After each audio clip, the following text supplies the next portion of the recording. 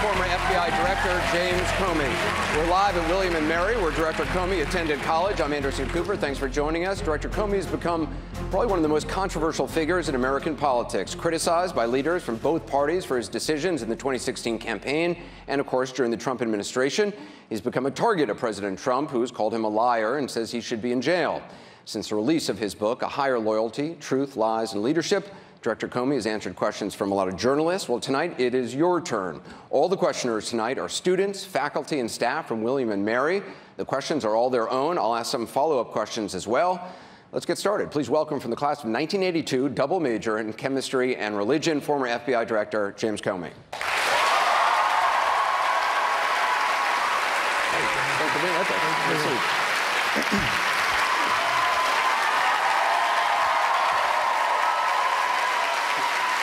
Welcome. So we got a lot of questions from students, faculty, and staff. So let's get right to it. This is Zachary Smith. He's getting his master's in chemistry. Zachary, what's your question? Hi, Director Comey.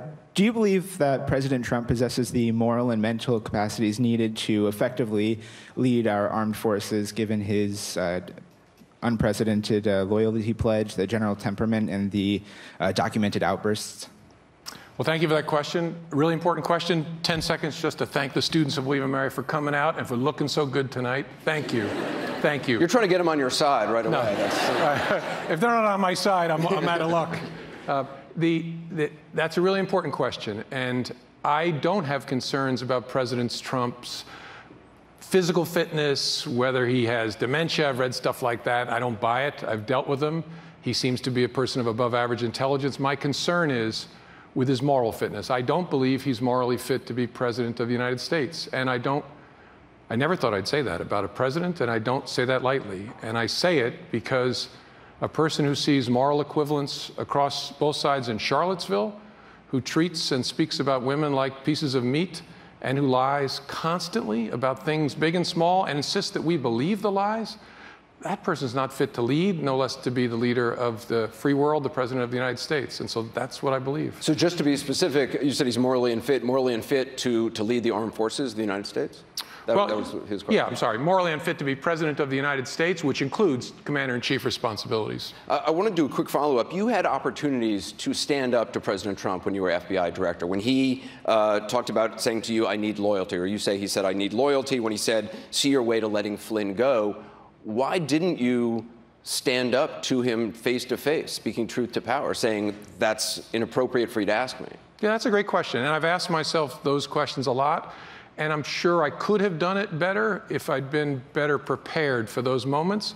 At the dinner, I think I did a reasonably good job. I gave him nothing but silence when he first asked, and then I interjected to try and explain the roles. And so I held my ground pretty well there. But you never said, that's inappropriate, sir. Not in those words, no. I think, though, by the end of the dinner, by the time he asked me the second time, a person of his intelligence would know that it was inappropriate to ask that of the FBI director. You said you said you were caught off guard. The first time I can understand being caught off guard. Once the second time, wouldn't you be prepared for him to say something that? I mean, did you not give it any thought about standing up? Well, no, I didn't expect him, honestly, to come back to it. But even after the first ask, I interjected. I keep saying that because I had to interrupt to explain the importance of distance between independence of the Justice Department from the White House and the president. And then when he came back to it the second time. But when the Flynn thing, that was really the second time he said something that you found objectionable, right? That was before the loyalty. Was the second time that he asked me something, a directive is how I took it, that caught me by surprise. In that circumstance, that's probably the one where there's the fairest criticism that maybe I should have said something in the moment. It honestly didn't occur to me. Instead, I was thinking, I must remember these exact words. And I don't want to be too tough on myself, because honestly, if he didn't know he was doing something he shouldn't do, why did he kick everybody out of the Oval Office to talk to me alone, including my own boss, the Attorney General? But that's the area where I think the feedback is fairest. We got a chance to see the memos that you wrote immediately after these, when they were released, detailing your interactions with President Trump. We first got word of these last year. You had asked a friend to share some of the details from at least one memo with the New York Times. I want to go to Evelyn Lawhorn, a senior studying government. Evelyn? Hi, my question was, do you think that there's any credence to the president's claims that you broke the law when you released your memos? I don't. Hope that won't surprise you. I don't. In fact, I think he's just making stuff up. The memos are actually two pieces, and the details matter because the facts matter and should matter even to the president. I sent one memo, unclassified then, still unclassified, and it's recounted in my book, to my friend Dan Richman and asked him to get the substance of it, but not the memo, out to the media. Separately, I wrote a bunch of memos about my interactions with President Trump, and I was what was called an original classification authority at the FBI, meaning I had the training and the authority to make decisions about what should be classified, what shouldn't. Some of those memos I decided should be classified. 4 others, I wrote them and was highly confident they should not be classified. Those 4, I kept a copy at the FBI and a copy in my personal safe at home. After I was fired, I put together a legal team of 3 people, one of whom was Professor Dan Richman at Columbia University. After I had asked him to give this information to the media, I separately gave my legal team 4 memos, which were unclassified. They included the one that he had gotten to give the substance of it to the New York Times. The bottom line is, I see no credible claim by any serious person that that violated the law. Here's a good thing, though. The Department of Justice is all about accountability. The Department of Justice Inspector General has taken a look at not whether I mishandled classified information, because that's frivolous, but whether I complied with policy as I should in making the memos and in the way I stored them. But as somebody who has the authority to classify documents, you know that stuff is sometimes retroactively classified, and I believe one of the documents was retroactively classified, lowest level classification, wasn't it? Sure. So if you're releasing memos which may later on be classified, which happened to Hillary Clinton as well, aren't you taking a risk that you think you know, oh, this is not going to be classified, but it turns out one of them was retroactively? I don't think of it as a risk. You're making an educated judgment based on your training and your experience as to what's classified and what's not. So, but you did leak memos. I mean, is it okay for somebody at the FBI to leak something, an internal document, even if it's not classified? Isn't that leaking? Well, there's a whole lot wrong with your question, Anderson. First, I didn't leak memos. I asked a friend to communicate the substance of one unclassified memo. Whether you... Can I finish for a second? Sure, okay. One unclassified memo to the media, and I was really important. I was a private citizen. I was not an FBI employee at that time. But it was an internal document. It was a document you had written while you were FBI director. That is a leak. I mean, if you tell somebody, don't give them the document, but tell them what's in the document, that's still a leak, no? Well, not to get tangled up in it, I think of a leak as an unauthorized disclosure of classified information. Really? That's it? That's a leak? That's how I thought about it as FBI director. We investigated leaks, so unauthorized disclosures. In your memo, when you said that when the president said he was eager to find leakers and would like to nail one to the door as a message, I said that. Shouldn't you be nailed to the door then? I mean, aren't you a leaker? I mean, you gave up a document that was released to the New York Times, information from that document released to the New York Times. I know you say it's not classified, but plenty of people leak non-classified information to reporters, and the White House and the FBI gets upset about it.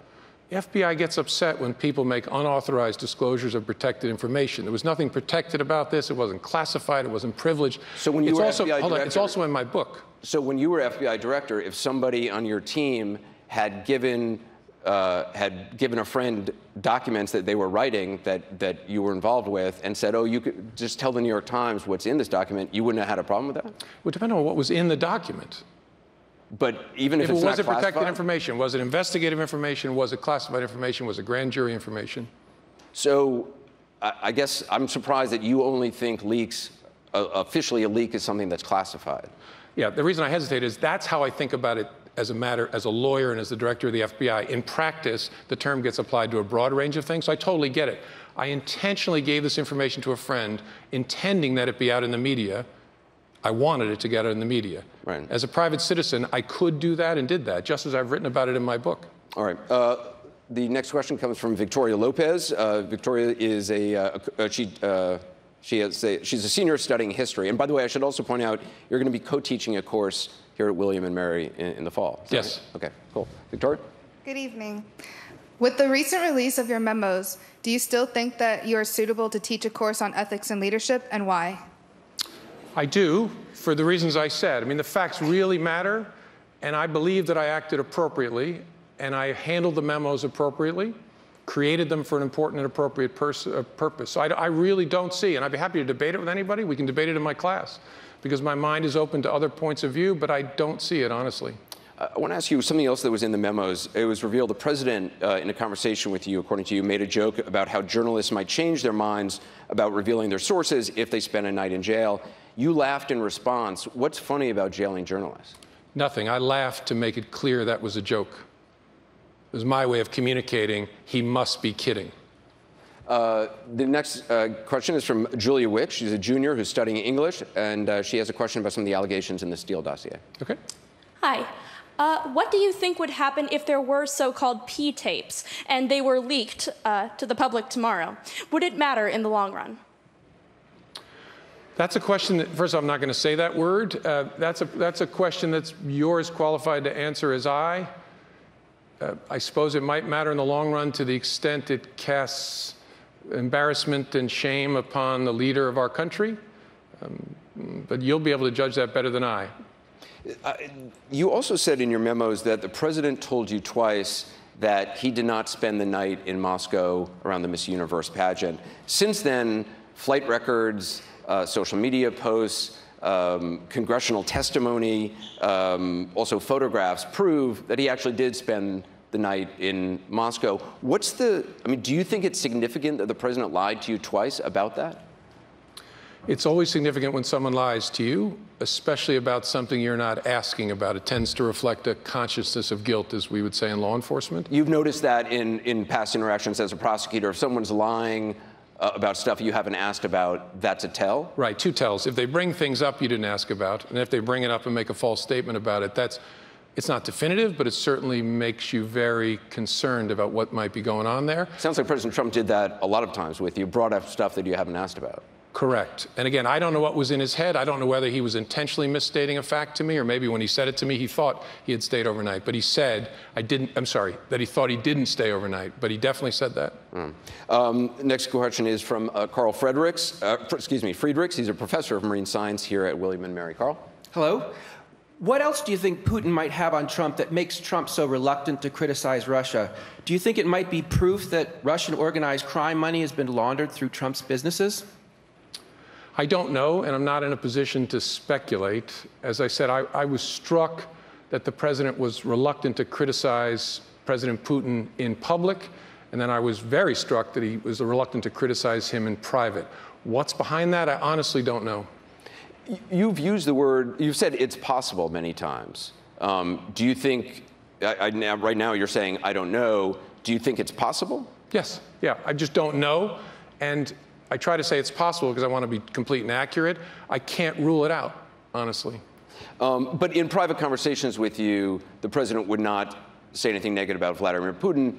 That's correct? Correct. And did he seem curious about Russian interference in the election? Did he talk to you about efforts to try to stop it in the next round of elections? He did not. In fact, one of the things we were struck by in the meeting between myself and the leaders of the other intelligence agencies with the president-elect on January the 6th, before he took office, was he had no questions, and I don't think anybody else had any questions from his team as to what the future threat from Russia might be. And the second piece that you alluded to, in the book I describe an encounter with the president on February the 8th of 2017, where he was explaining that he had given a good answer to Bill O'Reilly in an interview that ran before the Super Bowl, where he said, in essence, we are the same kind of killers as Vladimir Putin. And I interrupted him to criticize that and read, and I could be overreading it, but read a very sharp reaction from him. You don't believe that there's a moral equivalence between Vladimir Putin and leaders of the United States? I do not, nor do I believe there's a moral equivalence between the people who kill innocent people on behalf of the Russian leadership and the men and women of the United States military and our intelligence community. Do you see Vladimir Putin as a killer? Yes. Next question is from next question is from Daniel Powers. We got a lot of questions from students, obviously, about the decisions you made before the 2016 election. That's going to come as no surprise for you. Daniel's a senior studying history and computer science. Daniel? Good evening. There's a very compelling case to be made that your announcements, especially the October 28th announcement, cost Hillary Clinton the election. At the same time, you never disclosed how Trump was involved in an FBI investigation into the Russians. Should you have disclosed that to the American public? No, for a couple reasons. First, President Trump candidate Trump was not the subject of an FBI investigation. And the decision we had to make during 2016 is what to say about the Russian interference, and then what, if anything, to say, and we honestly didn't give it serious thought for reasons I can explain, about a brand new counterintelligence investigation of a small group of Americans to try to figure out, is there any connection? Those small group of Americans were, some of them were associates of the campaign, no? Correct. Correct. I don't think they've been identified publicly by the FBI or the government, so I can't use the names, but a small group that did not include President Trump. Wasn't George Papadopoulos one of those people? I don't know whether the FBI has confirmed who the small group of people were, so I don't want to say sitting here, Anderson. Okay.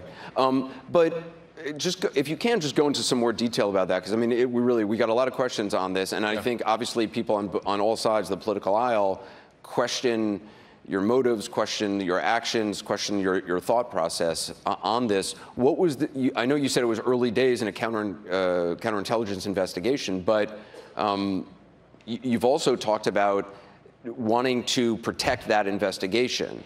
Was it more important to protect the early days of a counterintelligence investigation than it was to be transparent to the American people about something that might affect their vote? In a way, yes. Can I just explain that? It's important because the question is a very, very important and reasonable question. It appears to a lot of folks you treated the Hillary Clinton case different than the Russia case. And here it's important to realize the Hillary Clinton case began as a public referral from an inspector general to the FBI. The subject of the investigation was the candidate herself, and we still refuse to confirm that it existed for 3 months. We started it in July of 2015. We wouldn't confirm it even existed until October, and then we said nothing until it was done. Look at the counterintelligence investigation. They began in late July of 2016 with information sufficient to open an investigation that maybe there's some connection between this big thing that the Russians are doing and Americans. And so we opened on a small group of Americans to try and figure out, is there anything there? And so the reason I said there was no serious consideration given to talking about it, try to imagine what we might say in the summer of 2016. We just opened an investigation. We don't know whether there's anything to it. It doesn't involve candidate Trump, but there's some people around him. We're going to look into it. That's something that the FBI and the Justice Department would never do for a bunch of reasons. First, unfair to the targets of the investigation subjects, but also lets them know we're looking at it when we don't know what we have. The Department of Justice authorized me to talk about that the next spring to reassure the American people that we were looking at it. But they never, for reasons I think make sense, considered doing that in the summer before the election.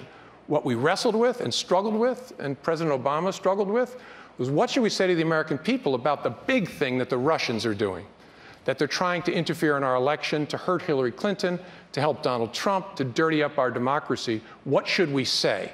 And there, I offered to be the voice of inoculation to the American people, telling them, here's what the Russians are doing in the summertime. They didn't take me up on it, but that was the big discussion during the election year. You just said, though, earlier that part of your thought process was we don't know where this counterintelligence investigation of people associated with the campaign, President Trump's campaign, is going to go because it's so early days. When you announced that you were reopening the investigation of Hillary Clinton into the new emails that had been found on Anthony Weiner's computer, you didn't know where that was going to go. You didn't know the significance of those emails. You didn't know what was in those emails. And yet, so you didn't know that, but you chose to inform the American people of that, which many, certainly supporters of Secretary Clinton view as a decisive moment in the campaign. Yeah, and the reason was we could only see two options at that point. We, meaning the Justice Department and the FBI, had told the American people in the summer of 2016, we're done here. We've done a professional investigation. There's no there, move on, and taken tremendous hits for that decision. But having said that repeatedly to the American people, to restart the investigation in a hugely significant way in late October and not talk about it put us on the horns of a dilemma. Not speaking about something where you've said the opposite, under oath repeatedly, is a concealment. Speaking is also really bad. So which do you choose? Do you speak or do you conceal? The challenge we faced then is we couldn't find a door that said no action here. Here's the door to be quiet. Because either way you choose, You're choosing an action. Do you speak or do you conceal? And reasonable people can see this differently. It was a nightmare of a decision, but we chose to speak because it was bad. Catastrophic was the second option. Concealing would be catastrophic to the organizations of justice. So that's why we chose it. But in the announcement on Hillary Clinton, the first one in which you said, this is not going to be prosecuted, you didn't just say the investigation is over. You went on to criticize her handling of emails, which is an unusual step, no, for an FBI director. Normally, you would just say the investigation is done. You wouldn't explain more. Right. In almost every case, we say nothing about a completed investigation, except where, and this is recognized in Justice Department policy, there's an overriding public interest in having more transparency. We gave that in Ferguson, Missouri, after the investigation there, gave it after the Tea Party targeting investigation. Here, my judgment was, and the judgment of the FBI senior team, if we don't offer that transparency, the result has no credibility. If we just say one line, we know it's the middle of the election, and this is one of your candidates, but we're done. But I guess the question then was, if there's Justice Department policy allows you to give more information if there's an overriding public interest, couldn't you make that argument about associates of the Trump campaign? You could if you knew what you had, and if it was an investigative stage where talking about it would be responsible. If we had finished a counterintelligence investigation of people close to the president, and we were in a similar posture, it would have been a much closer call, because you would have had that important exception to policy, which is if it was a powerful public interest, but it wasn't implicated in those counterintelligence cases. All right, I want to bring in another student. This is Emily Holtzman. She's a senior studying government. Emily? Mr. Comey, my question for you is, if you wanted the Bureau to remain independent, why did you factor the legitimacy of a Hillary Clinton victory into your decision to announce she was being investigated prior to the election? Isn't this a political consideration? Yeah, thank you for that. I hope you get a chance to read my book. I don't remember consciously thinking about politics and polls during that period of time. In fact, I worked very hard to push it out of my head and just ask this question: which of these two nightmare choices, both of which are awful, speaking or concealing, which is most consistent with the values of the institutions of justice, FBI and the Justice Department, which will do the least lasting damage to the FBI and the Justice Department? But the question I asked myself in the book is, given that the whole world assumed that Hillary Clinton was going to be elected, could that have had an effect on me? And the answer is, of course it could. The air I was breathing was Hillary Clinton's going to be elected, but this is something I don't think I make clear in the book. The answer would be the same. As between those two options, no matter where the polls stood, you can't conceal a material, huge change in facts from the American people when you've told them the opposite. So as between bad and catastrophic, no matter where the polls are, you're always going to have to choose bad. And no, you're going to get hammered for it, but no, you had two choices, and you chose the least bad.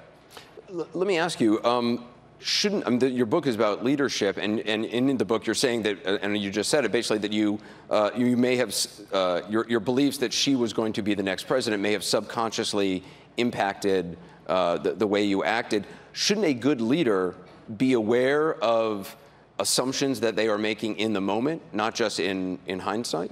Sure, if you can bring them to consciousness. And I'm telling you the truth, I don't remember intentionally thinking about the polls, and if that makes sense to me, because the FBI wouldn't want to track the polls. I do remember one of my best lawyers at the FBI, a brilliant woman, asked a searing question, which I describe in the book. She said, should you consider that what you're about to do may help elect Donald Trump president of the United States? And I said, great question, thank you for asking it. Not for a second.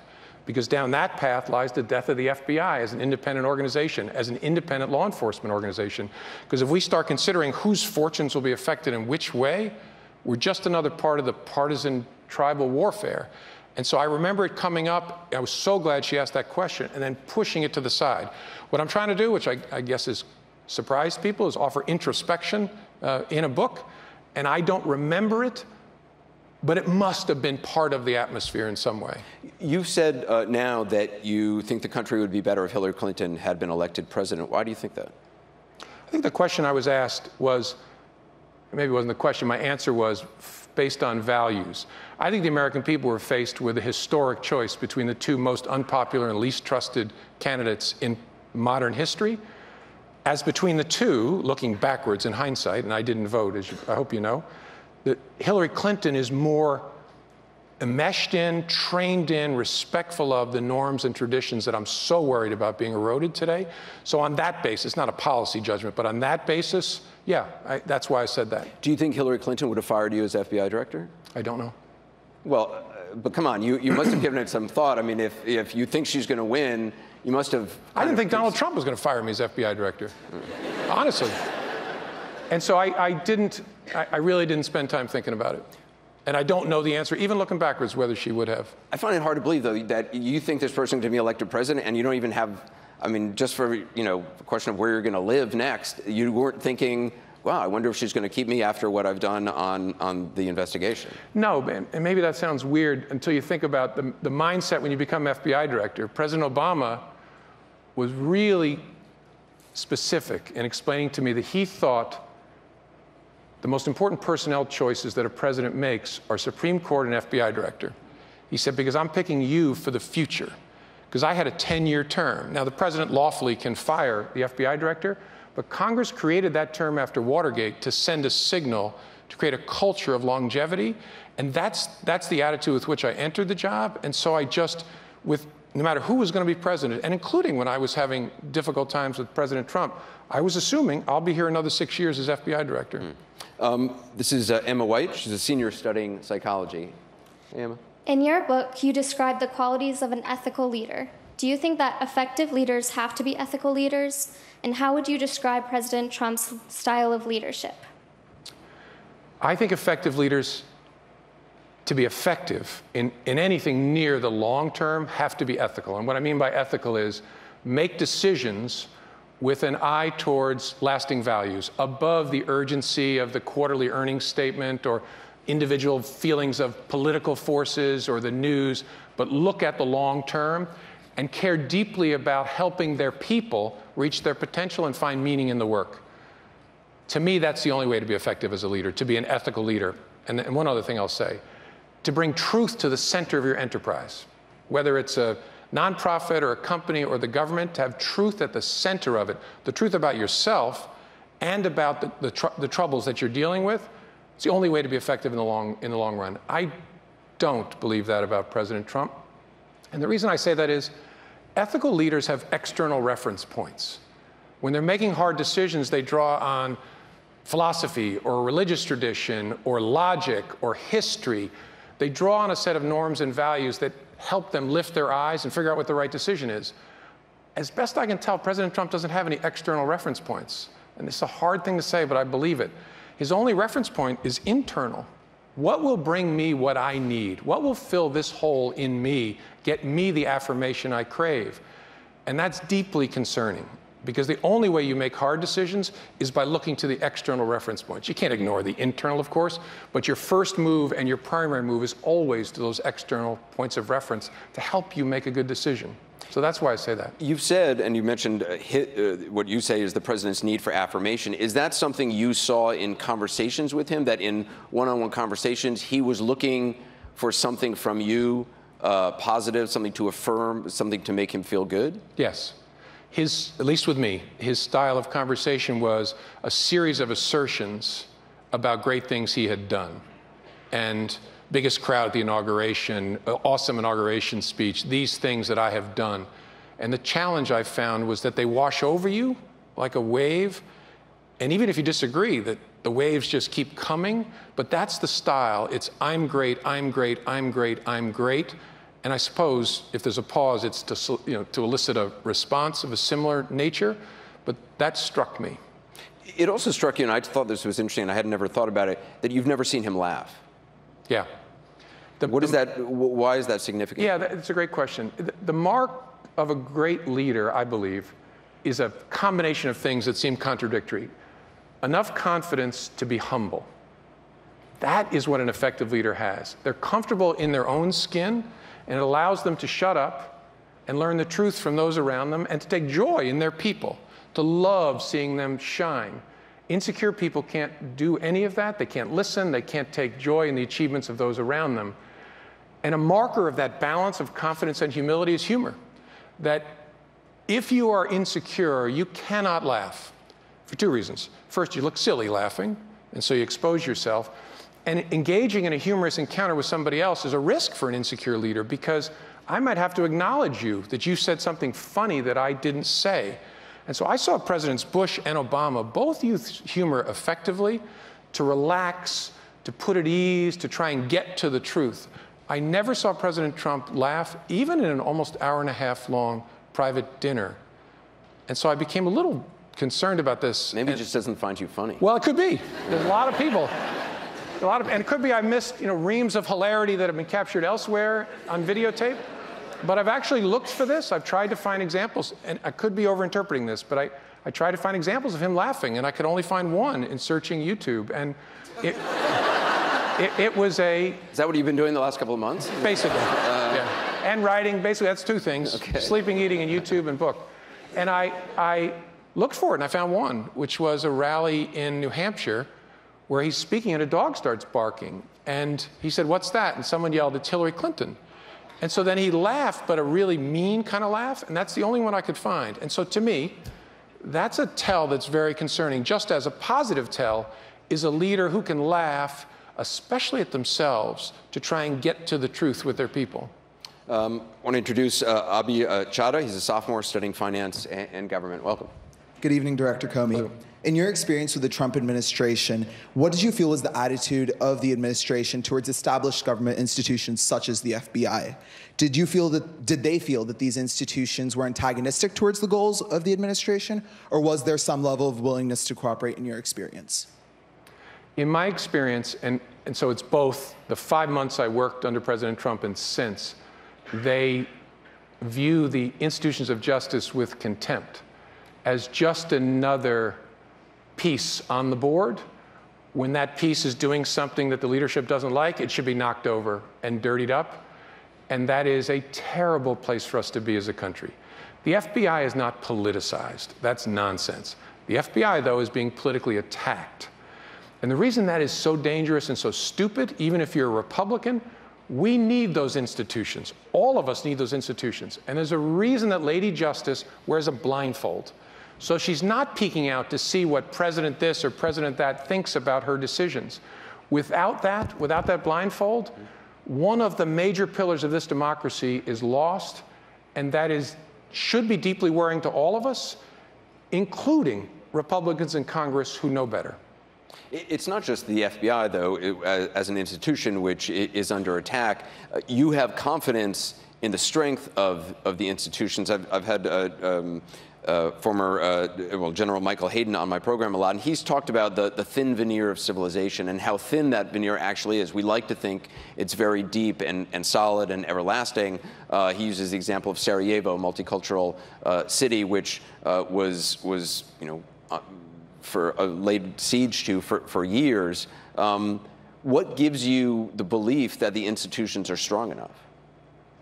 Because I know them, and because I know no president serves long enough to destroy the culture that is at the root of them. I hear this term deep state all the time, and there's no deep state, but there is a deep culture and a commitment to the rule of law, equal protection of the laws, the fundamental values that are at the core of our Constitution that runs really deep in the FBI, the Justice Department as a whole, the intelligence community, the United States military services.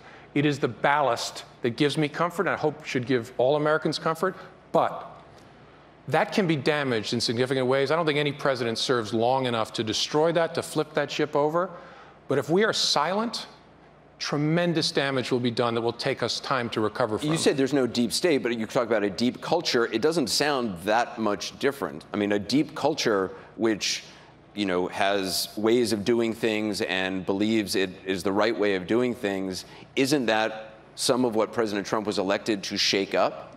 Absolutely not. I'm talking about a culture of commitment to the rule of law and to the values enshrined in our Constitution. That's the value at the heart of the United States military and the intelligence community and the law enforcement community. No one, I hope, voted for him with the idea that he would destroy those values. And so that's what I mean by a deep culture. It's a culture that we should celebrate, and the rest of us who are not part of it ought to make sure we call it out when we see it threatened and damaged. So when some say the deep state is trying to destroy President Trump, you're saying point blank that's not true? That's nonsense. I want you to meet Brian Connolly as a junior studying government. Brian? Thank you. In recent weeks, President Trump has nicknamed you Slippery Comey. What is your nickname for him? By the way, he's also called you shady, a showboat, a grandstander, a liar, and a leaker. And you're forgetting 2 formulations of slimeball, right? First with no space and then with a space.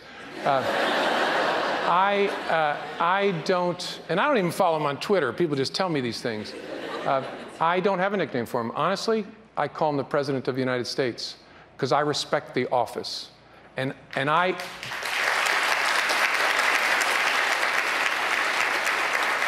write this in the book, and I hope I speak for all of us.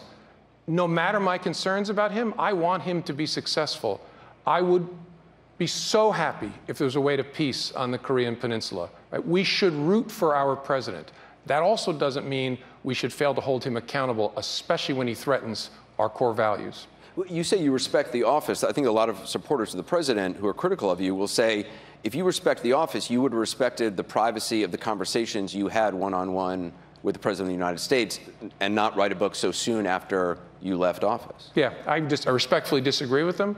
I never expected to write a book, but I thought, and I think it even today, that were I not to, it would be cowardly in a way, that I have a perspective, especially when I see the norms and values that matter so much to this country and that are above all of our policy disputes. I don't care what your views are on guns or taxes or immigration. There's something above that that really matters, and it's being threatened. And I thought I can offer something that may be useful to try to drive a conversation about our values. And if I don't do it, my life will be a whole lot easier, but it would be, in a way, a coward's way out. And so I thought it important to do. Well, let me go back to something I asked you before then. You used this word cowardly. Was it cowardly not to face-to-face say to the president, you're being inappropriate, or this is highly unusual? I don't think so. Look, I'm somebody who tries to be pretty tough on myself. Standing in the Oval Office alone with the President of the United States after you just kicked your boss out of the room, again, if he doesn't know that's inappropriate, what he's asking me to do, why is that happening? And so I get the feedback, and I've asked myself, should I have said, Mr. President, you can't ask me to drop a criminal investigation, but really? I have to say that? And so I don't know that that's fair, and I certainly don't think it's cowardly. I want to ask you about something before we go to break that happened on this campus when you were a student here. You write about it in the book. You were living in a dorm, and you had been bullied when you were in high school, when you changed schools. But you took part in the bullying of a student here on this campus, and it's something that kind of haunts you to this day. I'm wondering what impact that had on you and how it's affected your sense of leadership. Yeah, that's a great question. I was picked on a lot as a kid. I wasn't a big goof. I was a much smaller goof then and had a big mouth, and I got bullied. And it only in hindsight was it good for me. It was very painful then, and I hated bullies. And then I lived in a dormitory annex here where there was no resident advisor in the annex. It was sort of a Lord of the Flies at William & Mary. Unintentional, I think. I don't think the administration knew what was going to happen, but there was a boy that the group found irritating, and I participated in picking on him. Some things I did, some things I watched, some things I just laughed at. And I'm 40 years later ashamed of myself. And it taught me a lot about myself and about people in groups. I thought I was a good person. I thought I was somebody who cared a lot about bullying and picking on people and wanted to be an individual and stand up. And I wasn't strong enough to stand up to the group. I wanted to be accepted. I wanted to be one of the guys. And so I went along. And that lesson, almost more than being bullied myself as a kid, which was good for me in some ways, that lesson has stayed with me and reminded me of my own weakness and of the weakness of all good people in groups. Have you ever reached out to that kid? Yeah, before we graduated, I tried to talk to him, and he claimed not to remember anything happening. And I don't know whether that was true or he was just trying to be polite. We're going to take a quick break. We'll be right back with more from CNN's Town Hall with former FBI Director James Comey.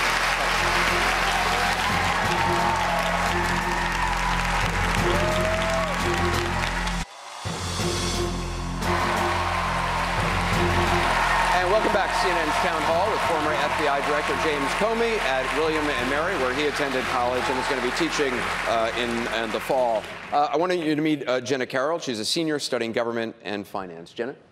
Hi, Director. Whoop. See if we can turn on Jenna's mic. Hi, Director Comey. There you go. My question is, can you give a clear example of what would constitute collusion between a presidential candidate and a foreign government, and specifically, what law would that violate? That's a good question. I can't give a specific example because collusion is actually not a thing that exists under the federal laws of the United States. I had never heard the term until it appeared in the media. The question that we would look at as a counterintelligence agency is, are any Americans conspiring, which is a crime defined by the U.S. Code, with a foreign government to commit any offenses against the United States or to defraud the United States? Or is any American aiding and abetting, that is, assisting their activities with knowledge of their unlawful nature? That's the legal question as I understand it. And as I sit here, I can't give you an example, and it would be irresponsible to give you an example that's too close to the current case. Well, let me ask you, President Trump tweeted about your memos that they show clearly that there was no collusion and no obstruction. I believe it was all in caps. Is that, in fact, true?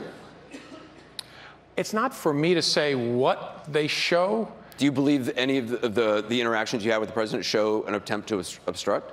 They could. I mean, especially the encounter in the Oval Office on Valentine's Day is some evidence of obstruction of justice. The reason I put it that way is obstruction of justice is a specific intent crime, which means the government has to show the prosecutors that the person trying to obstruct was doing it with corrupt intent. So knowing there was an investigation, endeavoring to try and disrupt it, and that would turn on a whole lot that I couldn't see and can't see from here. I'm the witness, potentially, in that matter, not the prosecutor or the investigator. That's why I answer it that way. But essentially what he's saying is that your memos exonerate him. Is that true? That's not a judgment for me to make. Really, it's for the special... But I mean, not. Do you believe they exonerate him? I believe they recount accurately my encounters with President Trump. Now, what that means and the significance of it in light of other evidence is for the special prosecutor to figure out. But you believe the interactions were so significant that you needed to write them down immediately? Yes. And obviously, if you believe that, that's not something you were doing after every meeting with President Obama. No, I had never done it with President Trump. Bush. I had never done it with President Obama. I'd never written a memo after meeting with President Bush.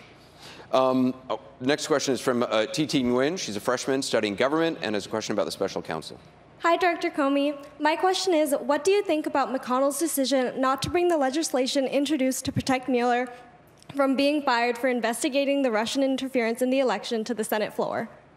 I don't have an informed view, honestly, because I don't know enough about the constitutional and especially constitutional concerns about legislation like that, so I don't know. Whether there's legislation or not, I would hope that everyone, no matter where they are on our political spectrum, would want to make sure that Director Mueller, former Director Mueller, can complete his work and get to truth. I don't know what the truth will be, but I'm confident that if he's left to do his job, he will find the truth. And that's what we all should want. I want to ask you about your former boss, Rudy Giuliani, who you write about. You were a prosecutor on his team in New York. He's now obviously joined the president's legal team. He told CNN that he's there to help negotiate an end to the investigation. And he talked about his prior relationship with Mueller as being part of that. Is that how it works? I mean, can you, based on a prior relationship, negotiate an end to a federal investigation? No. No, not with any federal prosecutor, and sure as heck not with Robert Mueller. It doesn't work that way? It does not work that way. It's about the facts and the law. He does not care about personalities. Again, I know him professionally very well. His mission is to find the truth. And unlike most partisans start with a conclusion and look through it to find facts.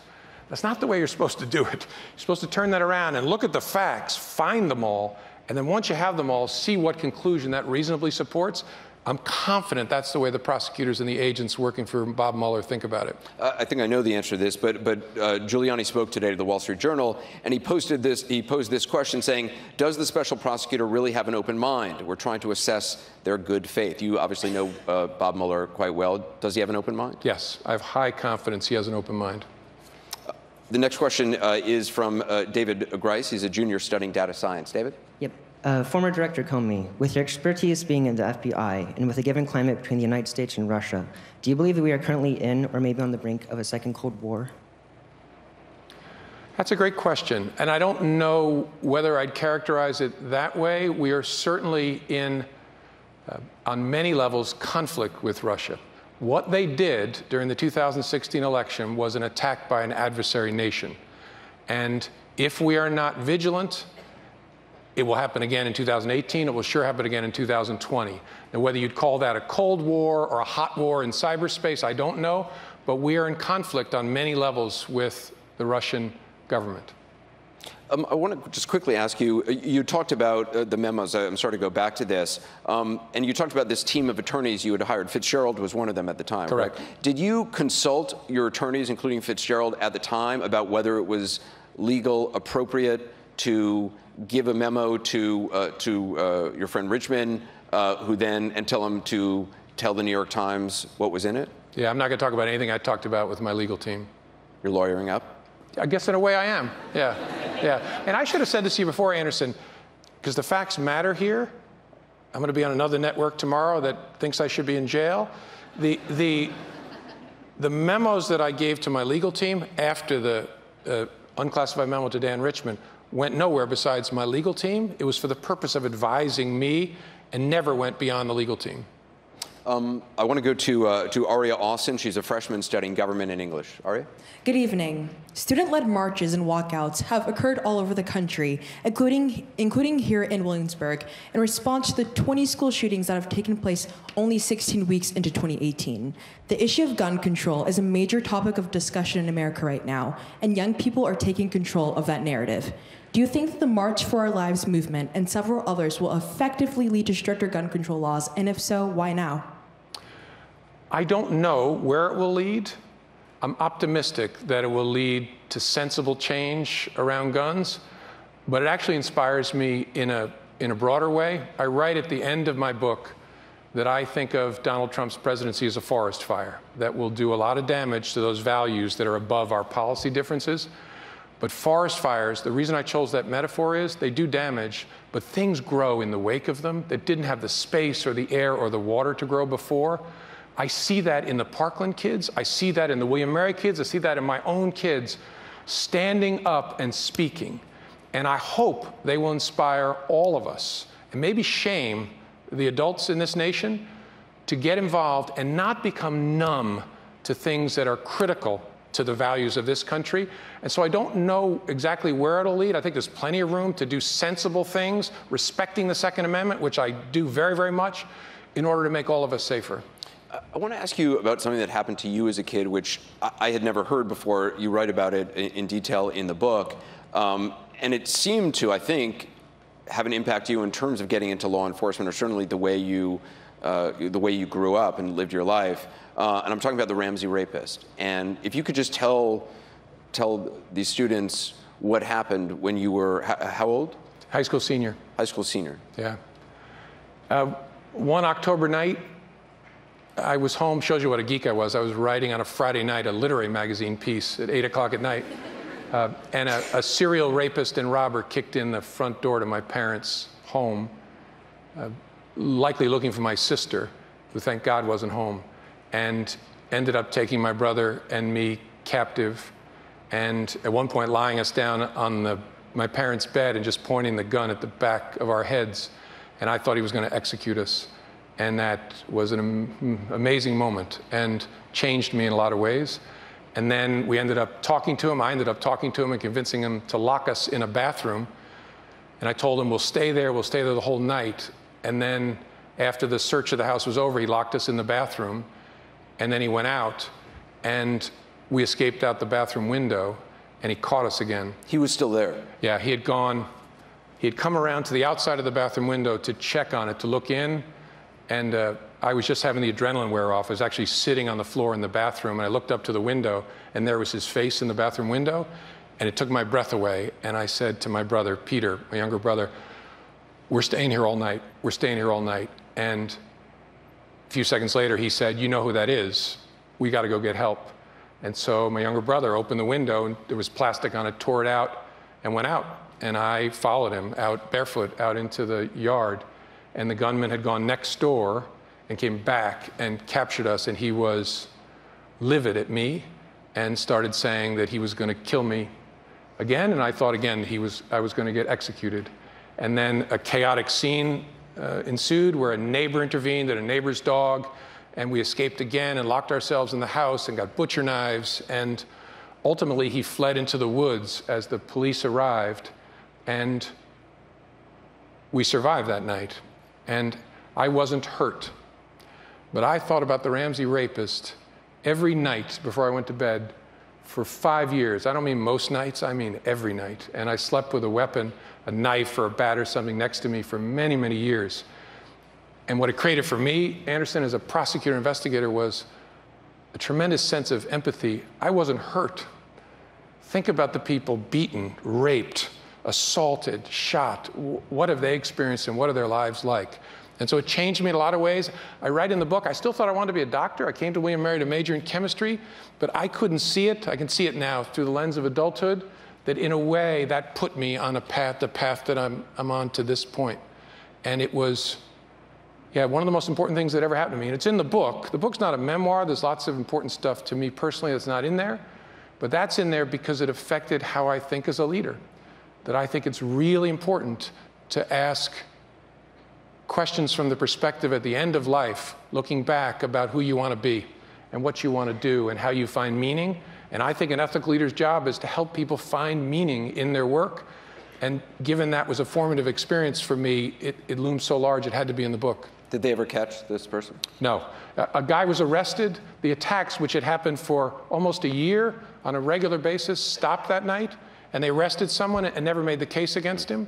But it stopped that night. And there was a girl in my high school who had been tied to a tree and sexually assaulted.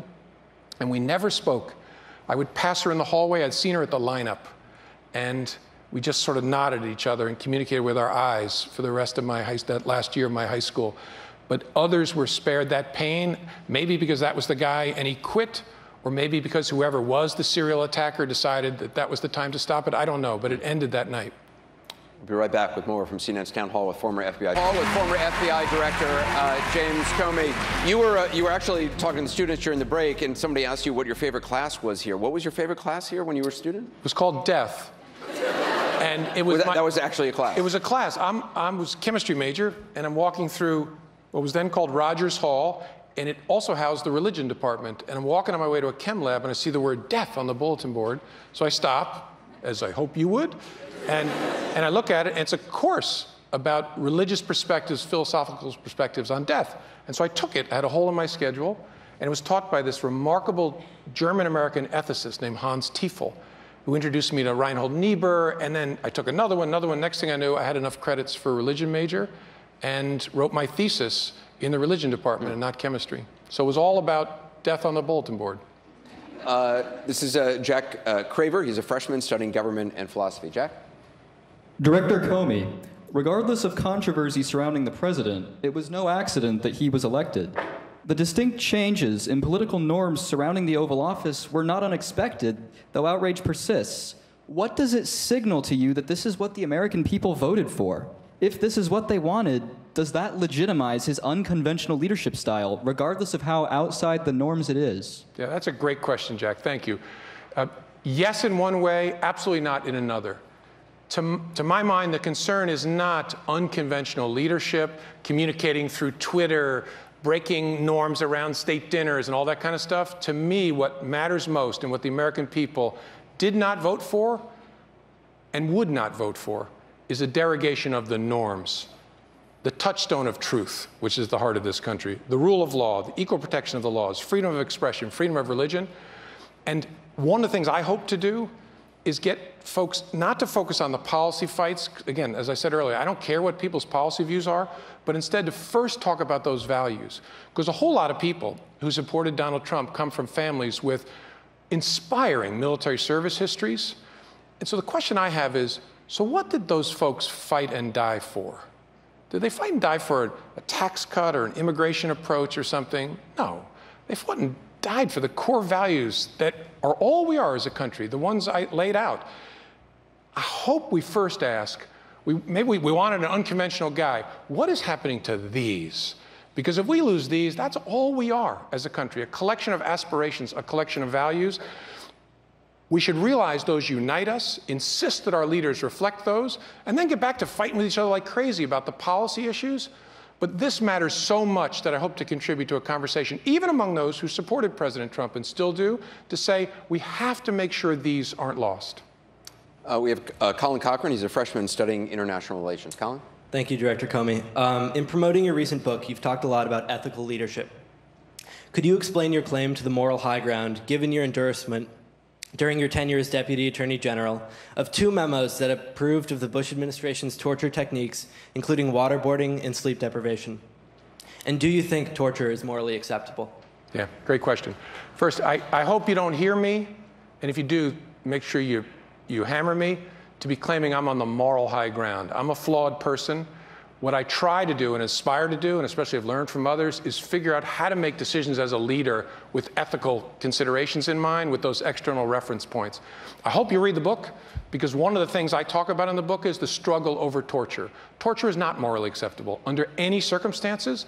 The challenge we faced as a Justice Department was Congress chose to define torture different than you or I would understand it.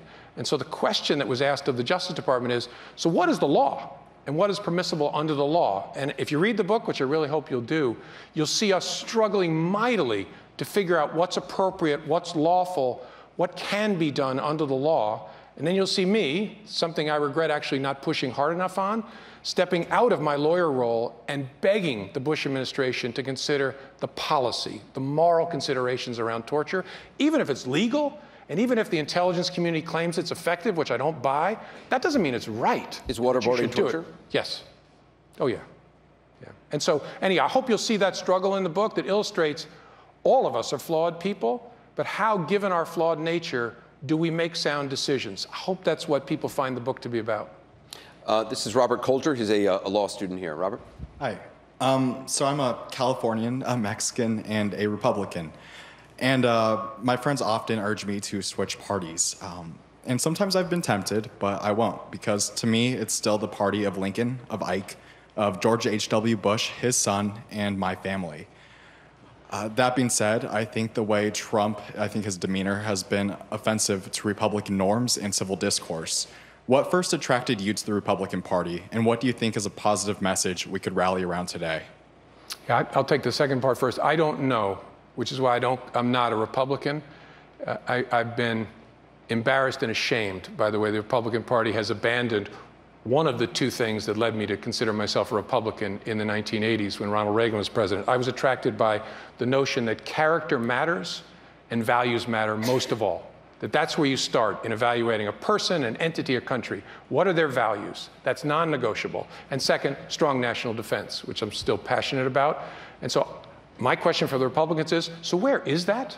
Where is that commitment to character and values? And if people have convinced themselves, well, we'll trade it temporarily for a tax cut or a Supreme Court justice, as I say in the book, that's a fool's bargain, because those values are all that you have. There'll always be another Supreme Court justice, always another tax bill. You lose this, exactly what are you? And so what I hope they'll do is ask themselves, Republicans, so what will I tell my grandchildren? When they ask me, so what did you do? Did you trade a tax cut for the rule of law? For equal protection of the laws? For the truth? Really, Grandpa? And so I hope they'll ask themselves that question and realize that they have to look above those policy issues and think about what matters most in this country. You're talking about Republicans on Capitol Hill. I mean, you write about that. You're talking about Paul Ryan. You're talking about... I'm talking about Republicans on Capitol Hill. I'm talking about Republicans. People who identify themselves as Republicans have to ask that grandchild question of themselves. And you think they're failing that question? Yes. This is Ian Doty, a freshman who's studying international relations. Ian? Mr. Comey, the conflict between you and President Trump had begun to characterize divisions within our country. An open reconciliation between the 2 of you could not only allow our country to recover and unite, but would also demonstrate leadership. Have you begun to forgive the president? Do you think you could ever do so? I actually don't think of it in personal terms. I said this on CNN not long ago. I don't hate the president. I very much dislike the way he approaches issues, especially the truth and values issues. And so to me, there isn't a personal, we don't really know each other personally, a personal schism between us. There's a very different approach to what matters in this country.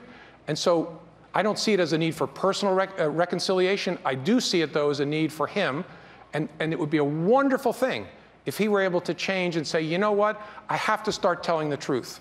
And when I'm asked questions where I haven't given an answer that's truthful, hold myself accountable to trying to answer that question in a better way. And I'll say one other thing, and stop attacking the institutions that form the pillar of the rule of law in this country. This is Elizabeth Pederoff. She's a pre-med freshman. Elizabeth? Hello.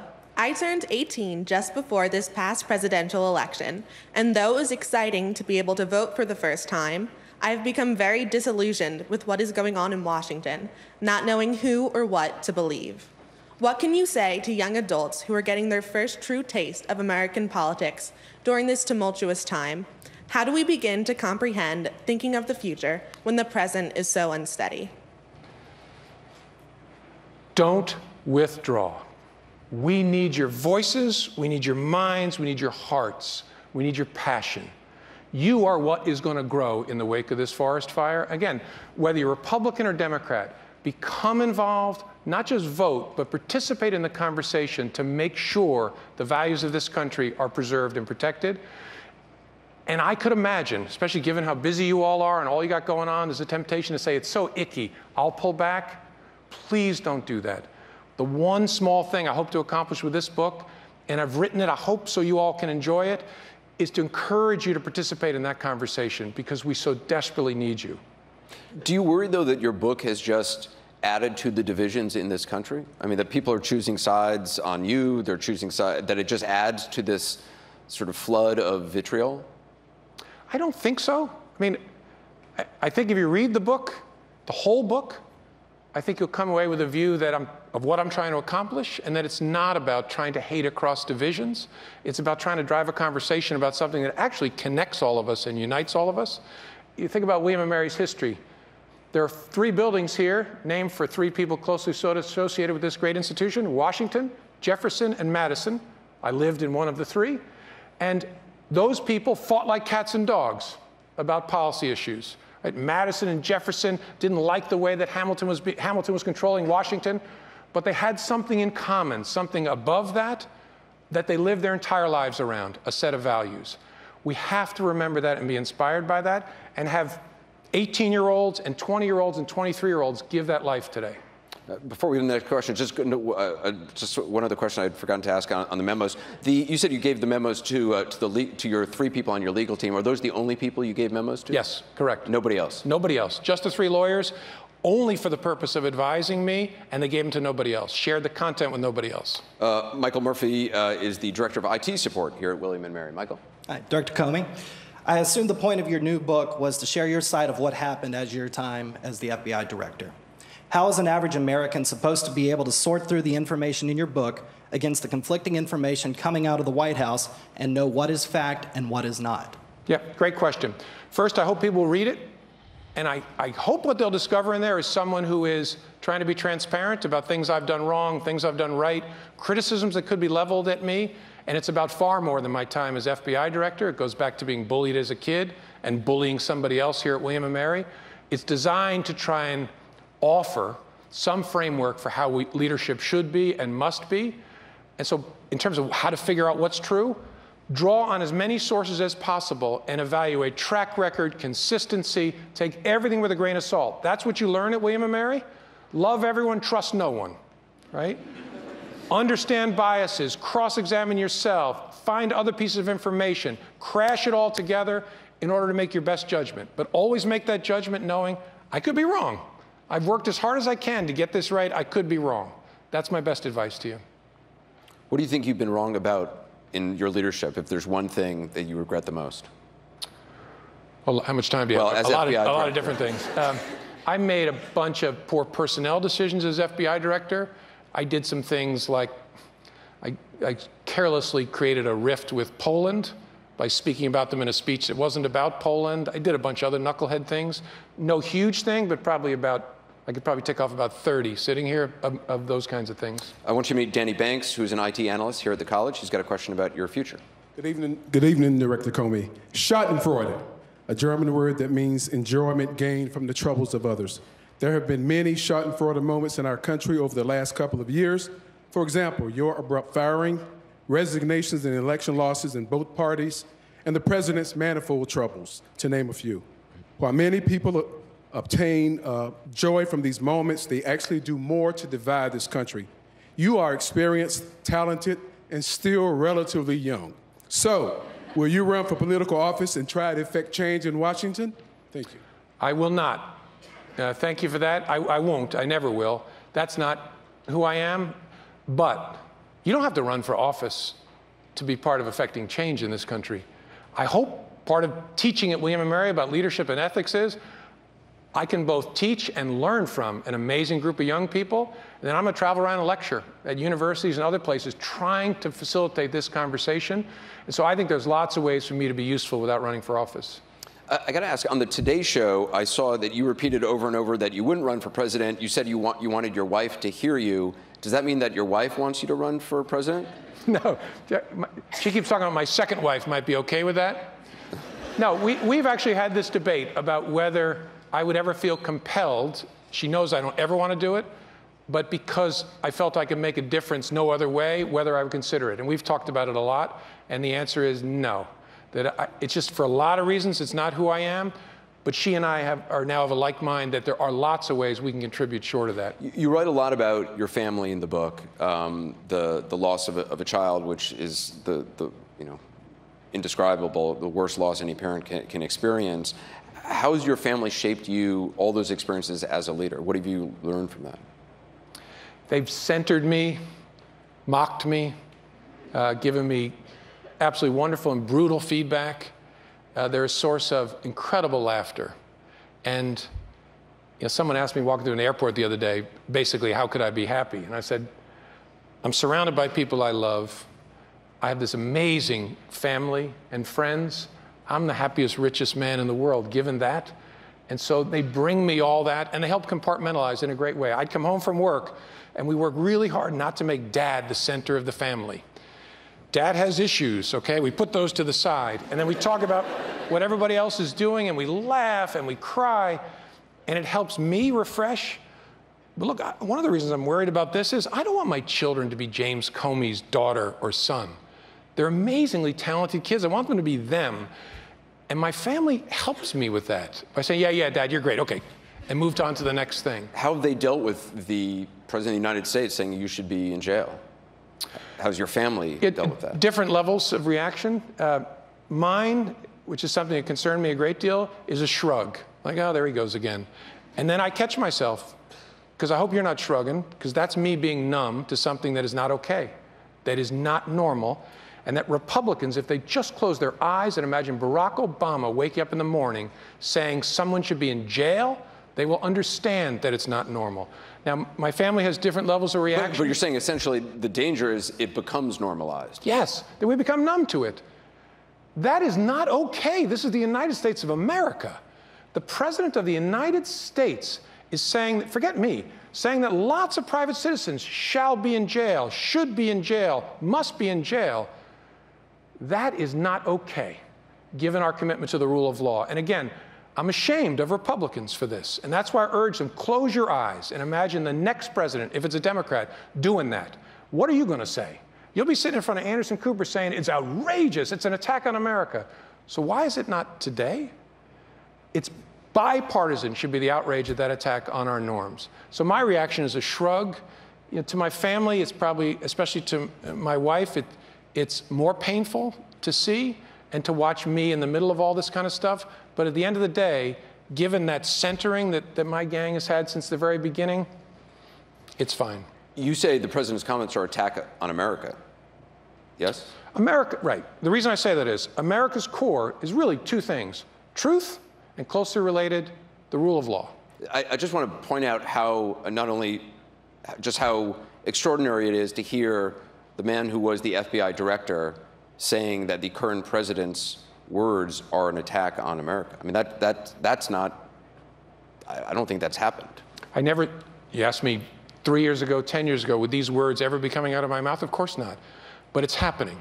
The President of the United States is attacking the Justice Department, attacking the FBI, attacking the federal judiciary, and pronouncing that private citizens who have been accused of no crime should be in jail. Just pause for a second and reflect on that. No matter what your political orientation is, that's not normal. That is an attack on our core values. And it should stop, and everybody should call on it to stop. Former Director James Comey, thank you very much. Thank you very much. Appreciate it. Thanks for being with us. Thanks for having me. All right. Chris Cuomo starts right now.